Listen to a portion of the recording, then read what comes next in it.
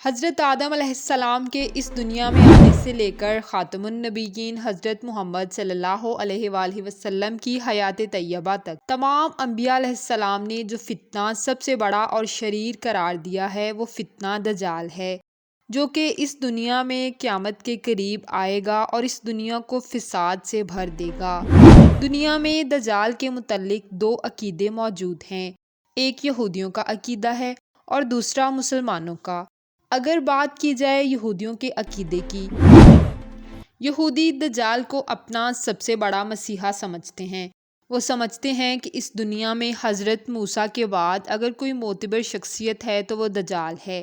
ان کے عقیدے کے مطابق دجال حضرت داؤد کی نسل سے ہوگا اور حضرت داؤد علیہ السلام کی بادشاہت کو زندہ کرے گا، اور دجال آ کر یہودی عقیدہ رکھنے والے لوگوں کے علاوہ باقی تمام مذاہب کے لوگوں کو ختم کر دے گا اور دنیا میں آ کر یہودیت کا پرچار کرے گا، یقیناً جیسا کہ یہودی چاہتے ہیں، اور وہ مسجد اقصیٰ کو شہید کر دے گا اور وہاں دوبارہ ہیکل سلیمانی کی تعمیر کر دے گا۔ یہودی تیزی سے دجال کے آنے کی تیاریاں مکمل کر رہے ہیں اور بہت بے چینی سے اس کا انتظار کر رہے ہیں۔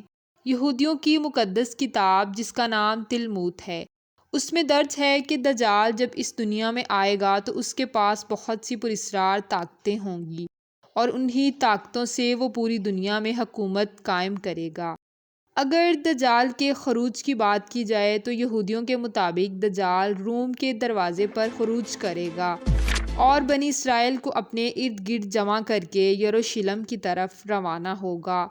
یہودیوں کے مطابق دجال کی سواری ایک گدھا ہوگی، وہ اس بڑے گدھے پر سوار ہوگا اور پوری دنیا میں سفر کرے گا۔ جبکہ اس حوالے سے مسلم عقیدے کی بات کی جائے تو مختلف احادیث اور روایتوں سے جو معلومات ملتی ہے اس کے مطابق دجال کسی نامعلوم جزیرے میں قید ہے جسے اللہ کے سوا کوئی نہیں جانتا۔ جب دجال کے خروج کا وقت ہوگا تو وہ اصفہان نامی شہر سے نکلے گا جو کہ مشرق کی جانب ہے۔